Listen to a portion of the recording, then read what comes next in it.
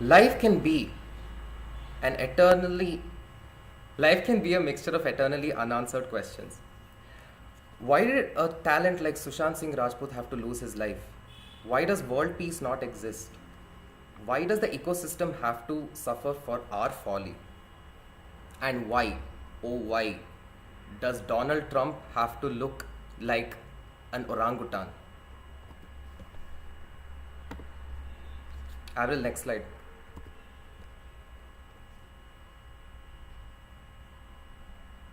Avril.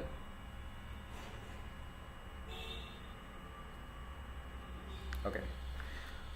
So, among these gargantuan problems, we find ourselves questioning ourselves about some smaller problems too. How intriguing or interesting they are compared to the rest, I really do not know. It's not for me to decide. But people losing their lives with less than clear explanations in this world populated by 8 billion of mankind is something truly amazing to ponder upon. And ponder we shall today. Welcome, ladies and gentlemen. Take a seat back because we are going to be looking into some people whose evenings involved a lot more tragedy than listening to someone speak. So, the person in question, Elizabeth Short, commonly known as the Black Dahlia. Her corpse was found on the 15th of January 1947 on an empty lot. Intact? Yeah, for the most part. Her body was cut clean in half at the torso, and all the blood had been drained out of her before putting her on that lot. She was placed in a pose, actually, very intricately, very carefully. She was white. The corpse was white. Not by race, I don't mean she was a white person, but she was actually white. So white, in fact, that the person who came across her corpse thought that she was a mannequin. According to the coroner's report, she was dealt multiple blows on the head and her lips were cut into a grisly smile all before she had even died. The person who did this, he had to have medical know-how. He or she had to have medical know-how because those cuts, they were very incisive. Now the suspects. The LAPD considered a large number of suspects, out of which they narrowed it down to 22 people. In these, 3 people pop up.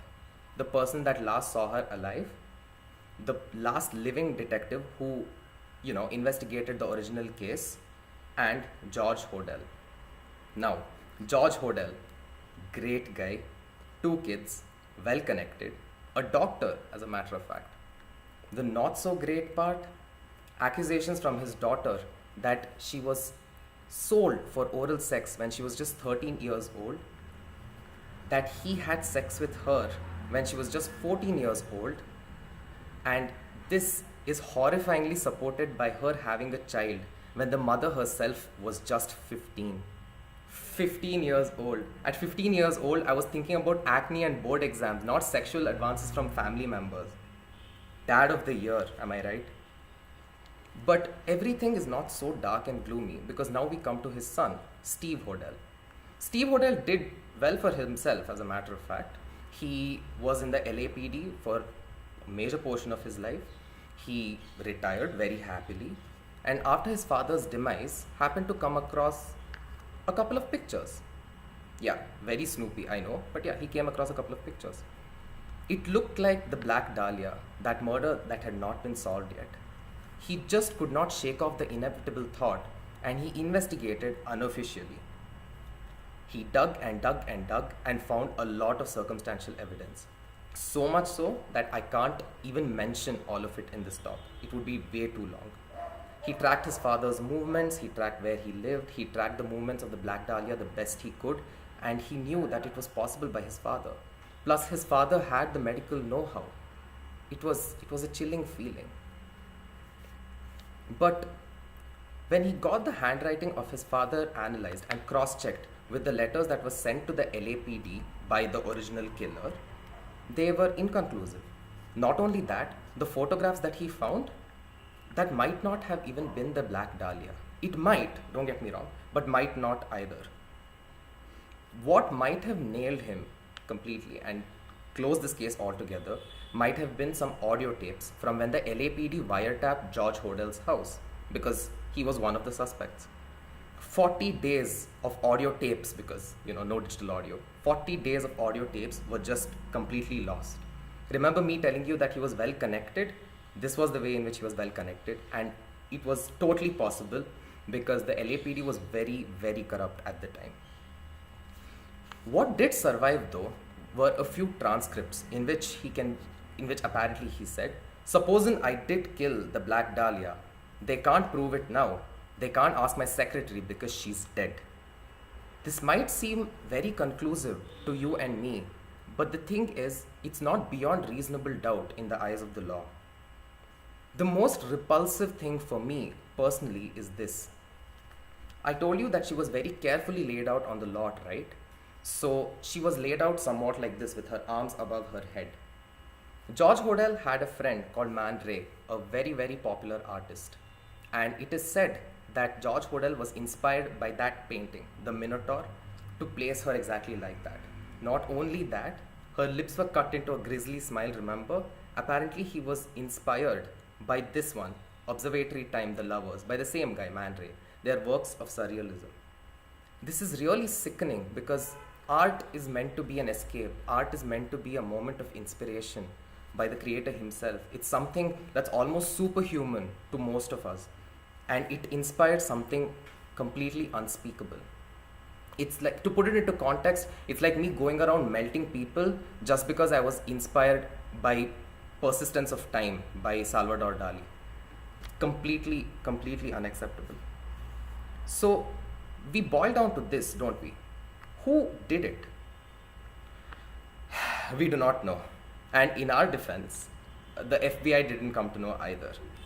What we do know is that Elizabeth Short was a beautiful, beautiful girl whose life was perhaps taken away way too early and way too brutally for any of us to forget.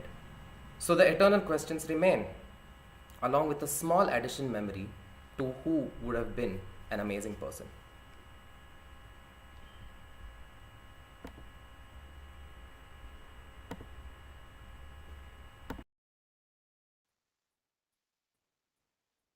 With theories ranging from it was a case of demonic possession to just being called a crazy woman with the worst mental breakdown. The death of Eliza Lam is one of the most infamous cases in the world of true crime. So, who was Eliza Lam? And what are the mysterious circumstances that ultimately led to her? On January 26, 2013, 21-year-old Canadian tourist Eliza Lam checked in to the Cecil Hotel in downtown Los Angeles. She was on her way to San Diego from San Francisco, a Just a simple tour second. of the West Coast.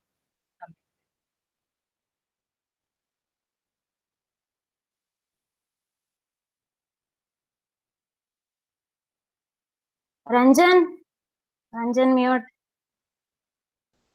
Ranjan, Ranjan, mute yourself.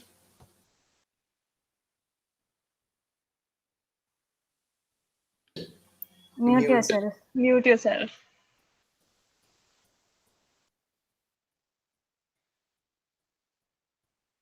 On January 26, 2013, 21-year-old Canadian tourist Eliza Lam checked in to the Cecil Hotel in downtown Los Angeles. She was on her way to San Diego from San Francisco, a simple tour of the West Coast, some may say. However, 20 days after she was last seen, Eliza Lam's body was found naked and floating in a 4 by 8 foot water tank located on the roof of the hotel. Interesting fact, the roof could only be accessed by the employees of the hotel, and the only reason she was ever found was because guests started to complain about the low water pressure and that it was black and tasted bad. This case was viewed from many angles. The first and most historical and also plausible was that of the hotel. The hotel, built in the 1920s, was intended to be a top luxury hotel. But about 2 years later, when the Great Depression hit America, the hotel business started to fail. It became a site for runaways, junkies, and criminals. To give you an idea, one of Los Angeles' most notorious serial killer and burglar, Richard Ramirez, aka Night Stalker, who was sentenced to death following his conviction of a dozen murders and sexual assaults and burglaries, stayed at this hotel. It is rumored that after committing these crimes, he would throw his bloody clothes in the dumpster behind the hotel and walk casually into the lobby in his underwear, and nobody would bat an eye. One can only imagine if such services were part of the tariff they provided.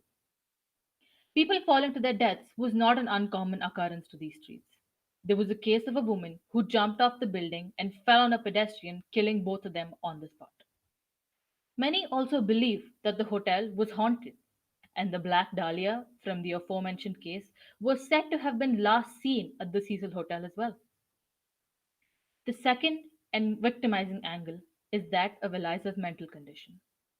She had initially checked into a hostel style shared room, according to the manager of the hotel, but was later shifted to a private room because the guests staying with her complained that they noticed some odd behavior by Lam.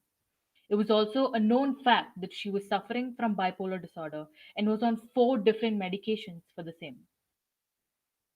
The last time that Eliza was ever seen was in the elevator, and this footage is one of the most questionable pieces of evidence ever seen. In this video, released to the public, she enters the elevator, crouches down, and intensely stares at the buttons. She then proceeds to press multiple of them.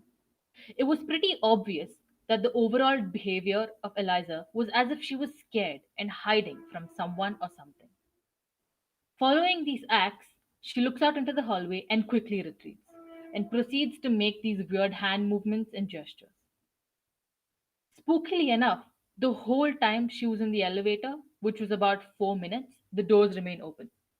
But the minute she steps out, they close. Multiple theories postulate how Eliza died. One of the most famous theories says that Lam was playing the so-called elevator game. This is a deadly Korean game with the goal of reaching a dimension in which nothing exists but the player. This is possible because there were several similar unsolved cases throughout the world in which victims also died in a water tank. The actual game should stop to the 10th floor, but Eliza was on the 14th floor, a floor that the game does not involve at all. Furthermore, she did not even follow the steps of the game. Another theory is that she committed suicide. This claim makes sense because she does have a history of bipolar disorder and had a mental breakdown which then led her to kill herself. But if she did go to the roof to kill herself, why would she go to the trouble of climbing an 8 foot tall tank that did not even have a ladder attached, and then move a very heavy lid, jump in, take off all her clothes, and then close the lid of the tank only to die due to drowning? Many also believe that she was possessed by the demon of the Night Stalker, which led her to her strange behavior in the elevator and ultimately her death. There is also a big suspicion of tampering with the footage from the elevator by either the staff at the hotel or the police themselves. The police would also have said to done a lousy job with the investigation and ultimately ruled the manner of the death as an accident. Eliza's parents then went on to file a wrongful death lawsuit against the hotel, which was eventually dismissed by the judge on account of not having enough evidence. At the end of the day, mysterious or not, an innocent life was lost, and that is the real tragedy of this case.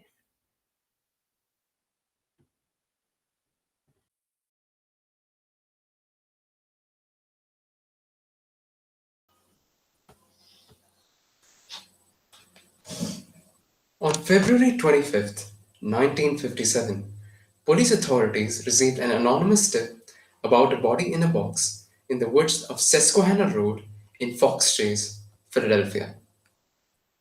On the following day, after a basic examination, they found that the naked body in the box was of a boy between the ages of 4 and 6.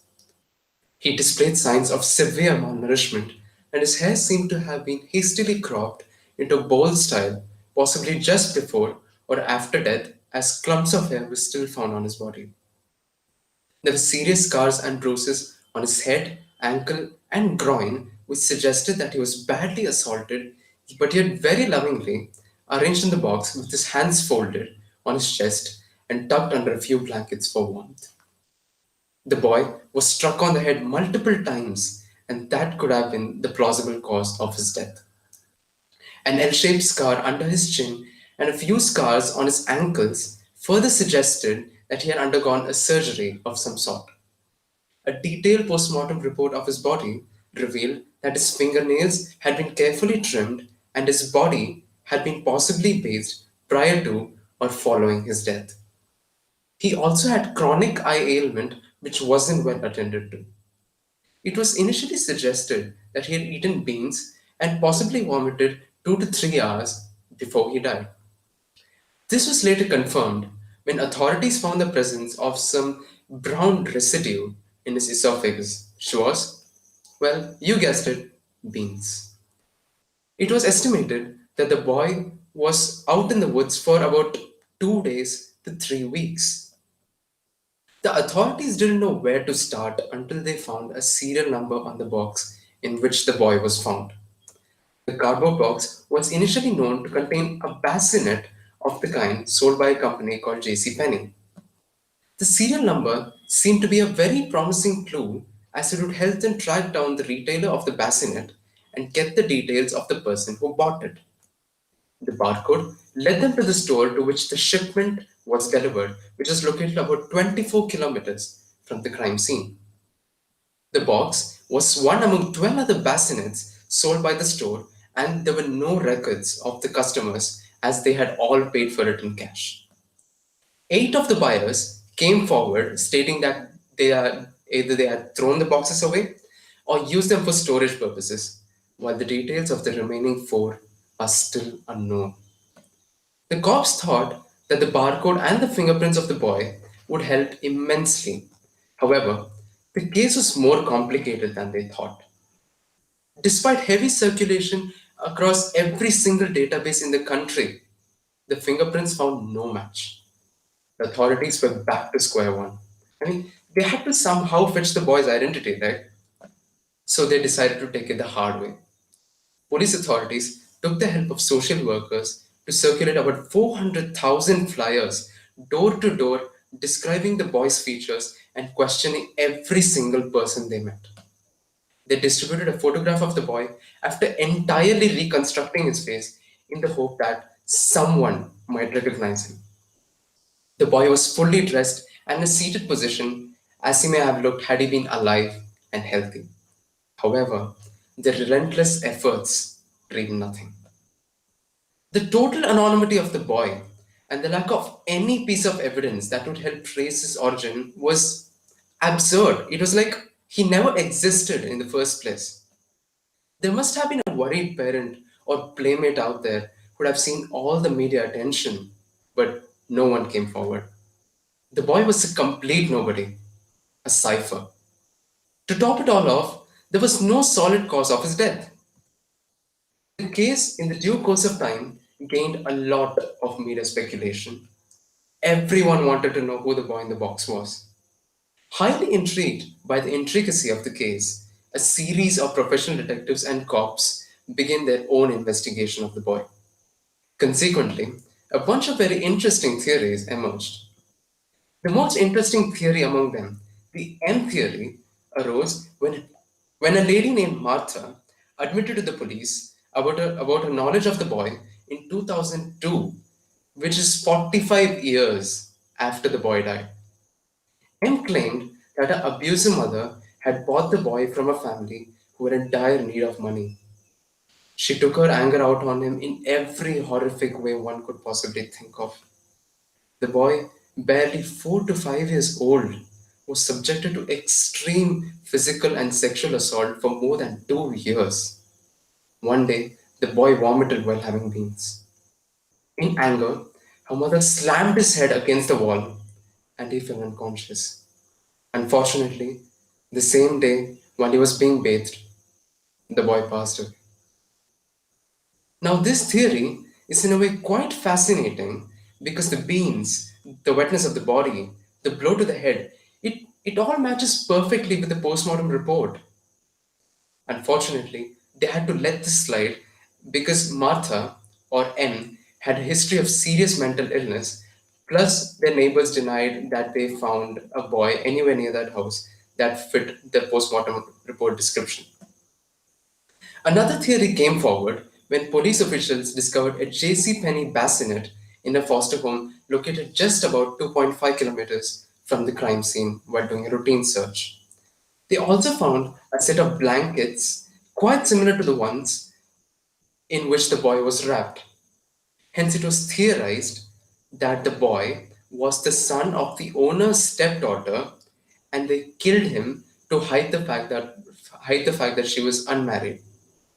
Still, in the end, the theory and the circumstantial evidence had to be dropped as they could not prove anything. The case remains open until today. As mysterious as this may look, the way he died is extremely tragic. While children would be playing around, making friends, or having cookies, this boy, died facing loneliness, subjugation, and unspeakable atrocities. His body is currently resting in the Ivy Hill Cemetery with a tombstone that says, America's Unknown Child. People nearby often come and drop teddy bears and toys next to the tombstone, hoping his spirit would be playing with him joyfully.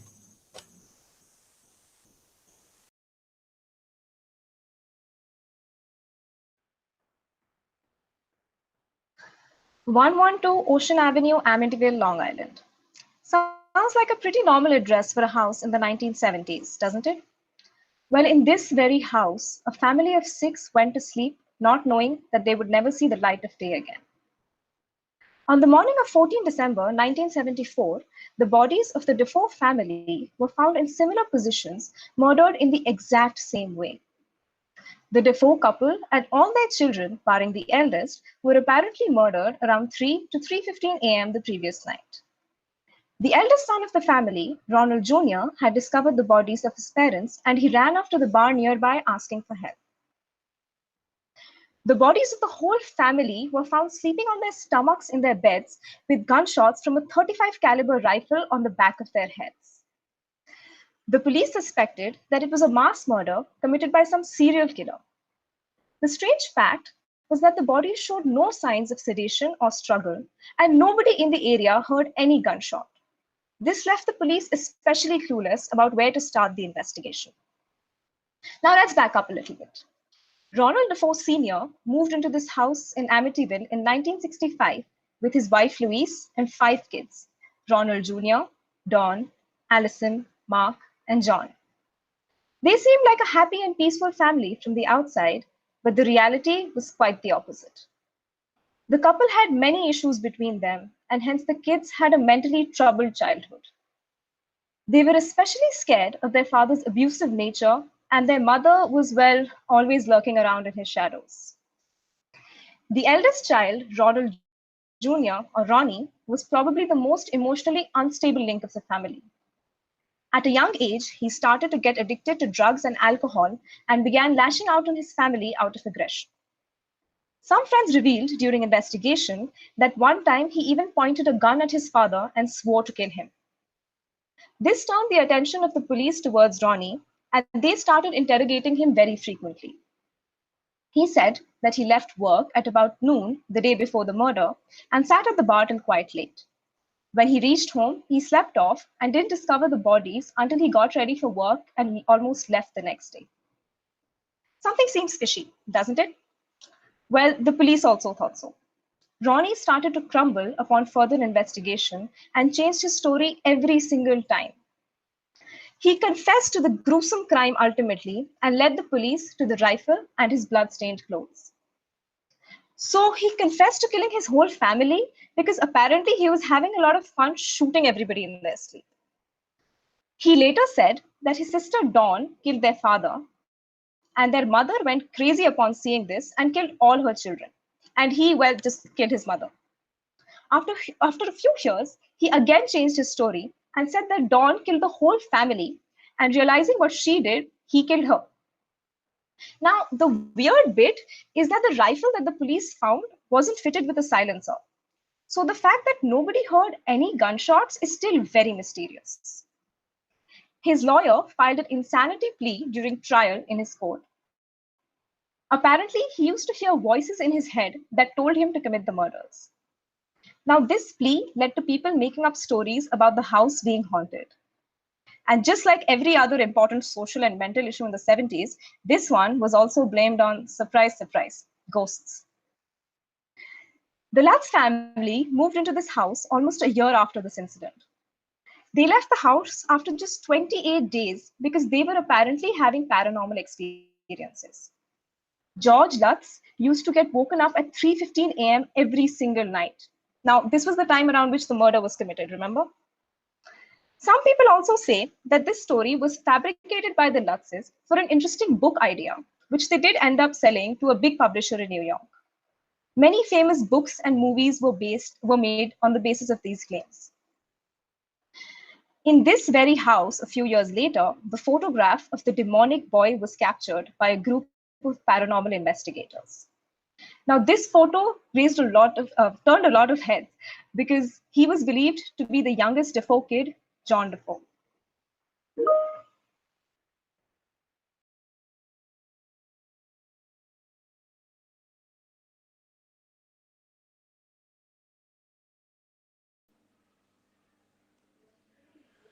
Coming to a time 21 years after the police found the boy in the box, and on the same fateful day, it was well below freezing on Feb 25th, 1978, and the harsh winds weren't making the environment any friendlier.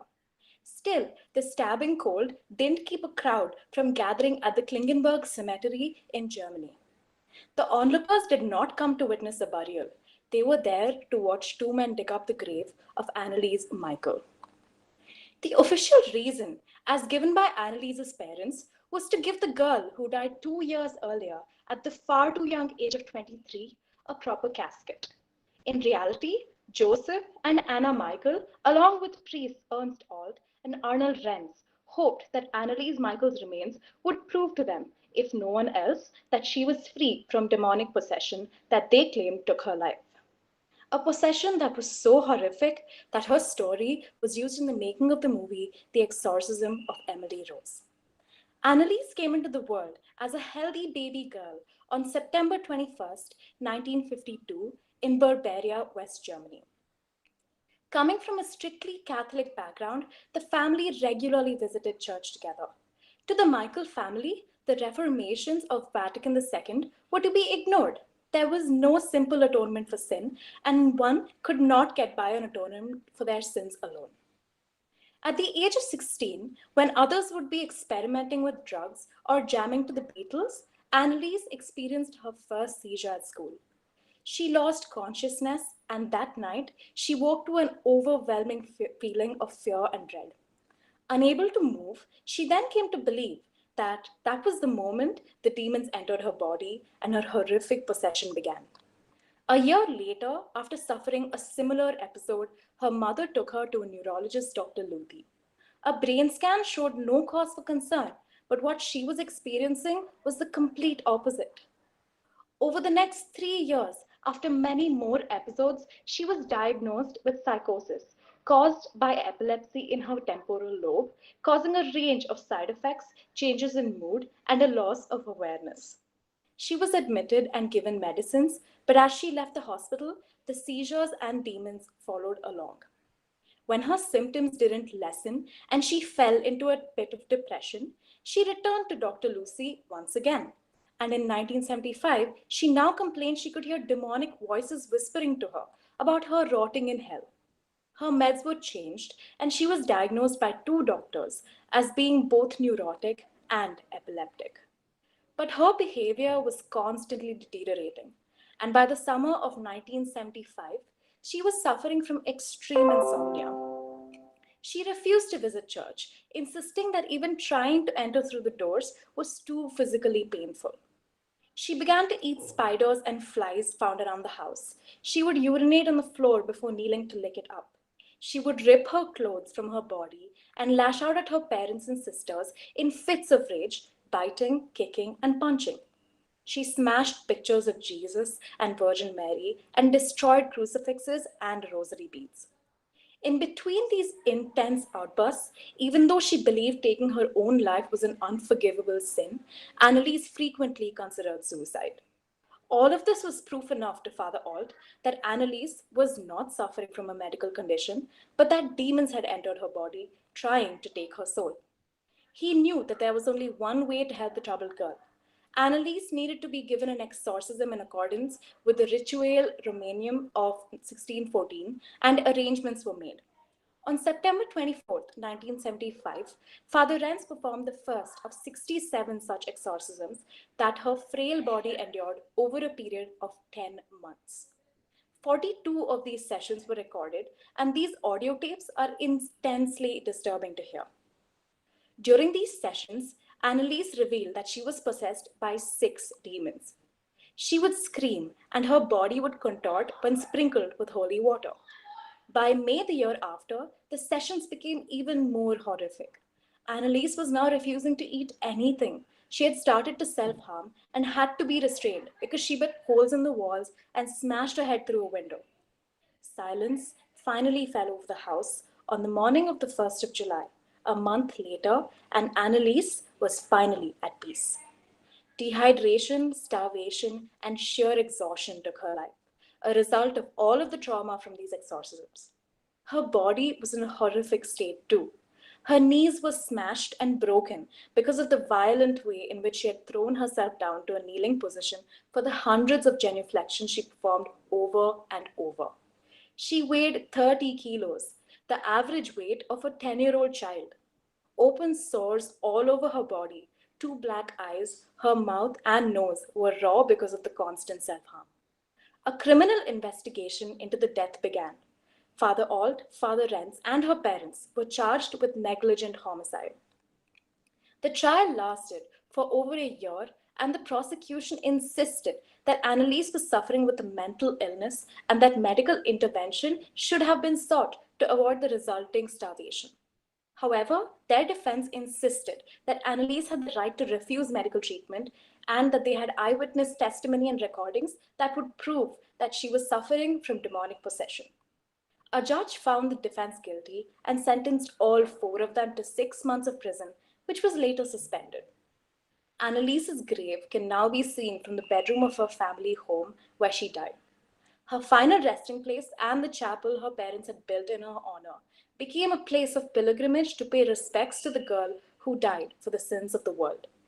The family home has been standing empty since the death of Anneliese's parents, and some locals have claimed that they've seen shadowy apparitions flittering around there.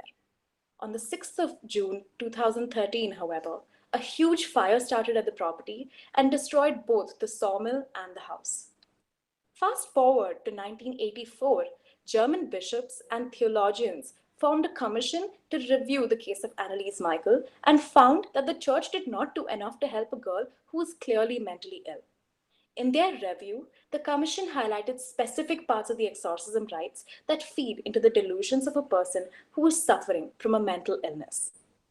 Particularly the use of the phrase, "I command thee, unclean spirit," which confirms to the patient that they are truly possessed. The commission requested that these lines be changed in order to better help those in need. Everything went silent after. The Vatican ignored their request. Now, all that remains of the incident are the horrendous audio clips and the heartbreaking accounts of how much she suffered. And even after all these years, the girl who inspired the character Emily Rose is spoken about equally with fear and sorrow.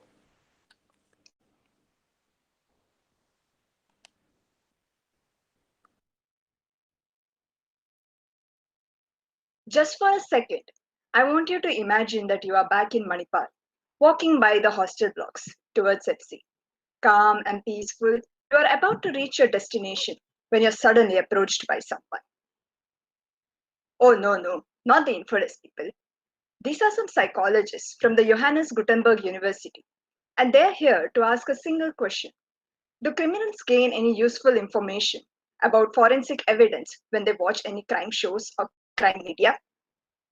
For your scene, from people working in law enforcement to critics watching crime shows to psychologists, there is a lot of debate over how the entertainment industry influences the perception of crime among both criminals and public alike. There has been tons of research done on this very topic, and we're going to discuss some of them today. Remember the boy in the box that we spoke about from Philadelphia? That case had attracted so much media attention that 4 lakh flyers were published just so that we could get some intelligence on it. This created such a massive interest among the public that it exists even today, decades later. And it also helped in manufacturing the few theories that we've already heard about.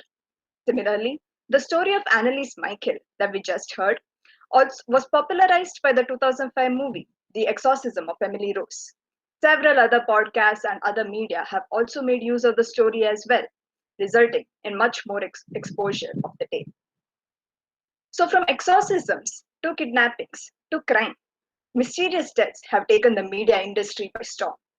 The immediate result of this, of course, is the fact that we have a much more public view of death. For now, death has gone from homes to hospitals to the news. As such, there are different approaches to death, usually based on some sort of value system that is connected to the person. And like every other story in the media, this has to fit a certain framework and usually submits to popular views. This has created a much more explicit and elaborate representation of death in the media over the decades. Many news, TV documentaries, and films have been a part of this, and each portray it differently. You can have your graphic documentary, your masala filled Ekta Kapoor drama serial, or a page turner drama mystery, all at your fingertips. Of course, this handling of any death by the media is always a complex issue. All the cases that we have discussed thus far have been discussed in the media, dissected, and adapted in many ways. On one hand, this makes for an excellent general public resource that helps in legal investigations. But on the other, the media can also create a lot of sensational news, which hinders the legal and investigative process, while resulting in quite a lot of Sherlock fans popping up as well. This has caused a skewed perception of death with the public, with everyone and their mother and the neighbor commenting upon any death visible in the mass media. Some deaths are treated with sentimentality and grief, while others are virtually celebrated as deserved. Both of these cases can even be seen, sometimes with even the same person, in case of popular figures like celebrities or politicians. Some individuals are considered much more worthy of life than others, so the portrayal of their death is linked with this. Which brings us to a current issue, desensitization. With the repeated exposure and detailing of all the death and violence in the world, our generation is way more fatigued with this information than anybody prior us. This is why you see people like Logan Paul laughing at something that should have been a sensitive issue. While the media isn't alone to blame for this, it has certainly been a contributor to our higher tolerance to pain and suffering, while also making us much more fearful of the world around us. Think about it. We're almost towards the end of the talk, and you must be so saturated with information that you don't really care. But at the same time, if you hear a single noise tonight, you're going to be very alert. So, coming back to the psychologists of the Johannes Gutenberg University, they didn't really conclude anything different. They just decided that no, watching crime shows or media or anything of the sort does not give anybody an upper hand in hiding their criminal activities. Yet, it is still up to us as consumers of media to carefully watch this and not lose our compassion. Not watch this to escape from our reality. With our urge to learn much more about the bizarre and our morbid curiosity behind death, these forms of media are not going anytime anywhere soon. However, as the media goes about spinning its tales, as does it spin its conspiracy tales.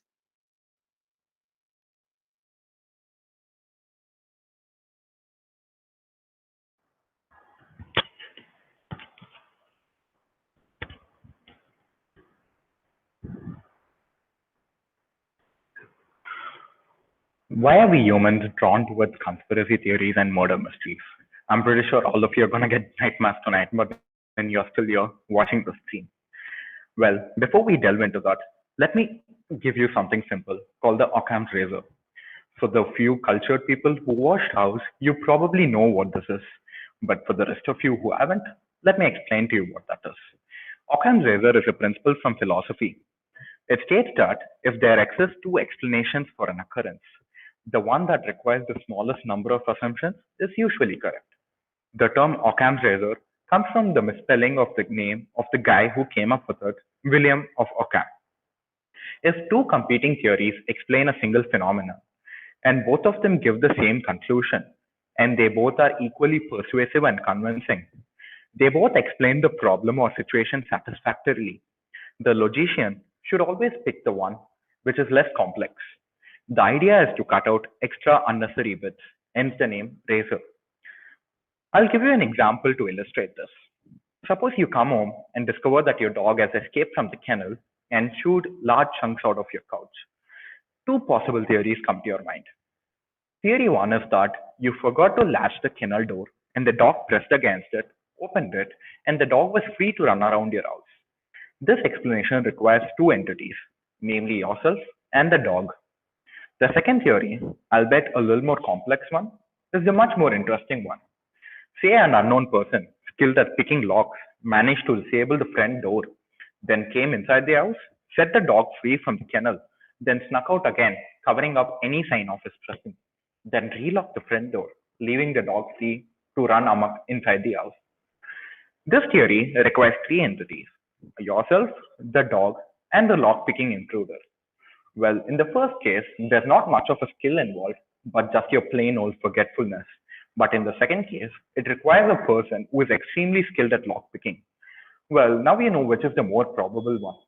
For all the people who still did not get it, it's the first one. Occams Razor is a theory that has been deeply ingrained in our brains, even though we don't subconsciously know it. But still, why do we look to make mountain out of molehills by looking for conspiracies everywhere?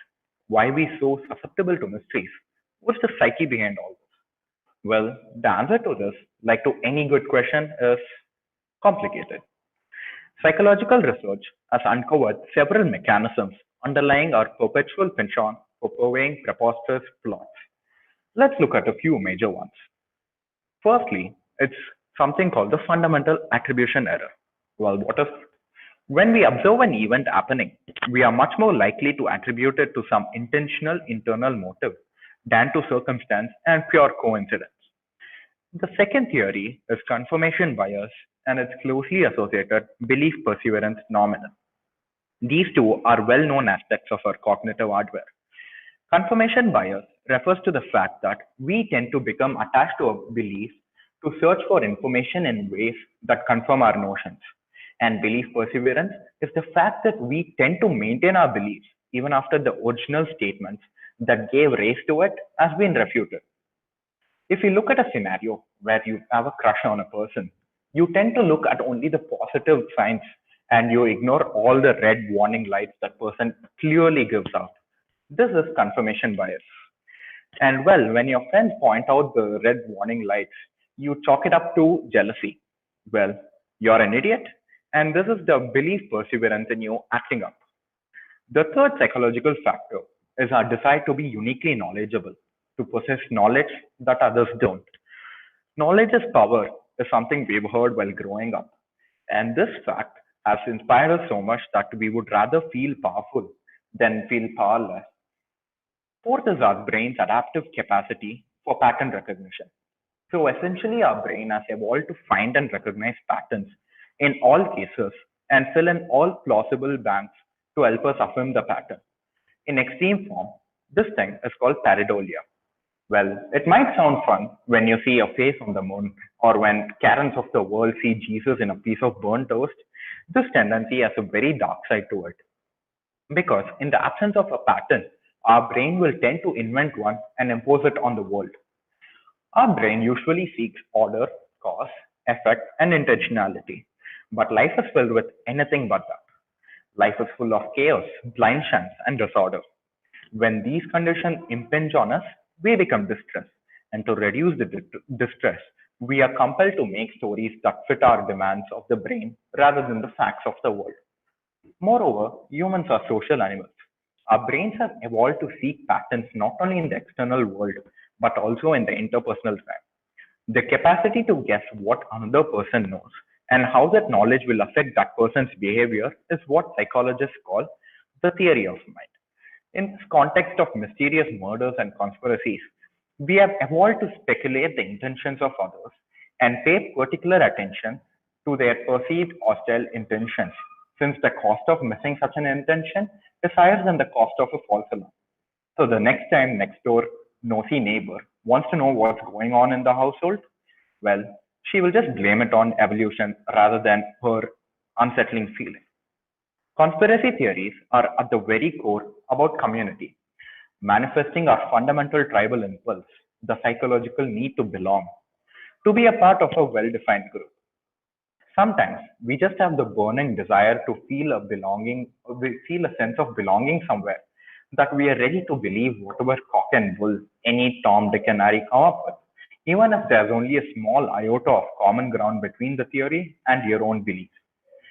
Conspiracy theories have always been about the other.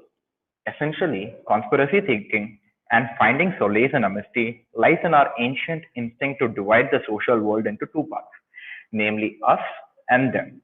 Our basic psychological structure has remained largely unchanged for as long as we can tell. But these psychological characteristics are not entirely bad. Humanity has evolved from what we were eons ago, and along with survival of fittest, the very fact that these psychological traits exist to this day is the fact is show their importance to our intuitiveness. As long as our basic psychology remains unchanged, conspiracy theories will continue to flourish as byproducts of the evolved process of mind. If you need proof for this, just consider the fact that after a long weekend, you're here on a holiday evening listening to a talk about mysterious deaths when you could be doing anything else in the world. And on that note, thank you for coming.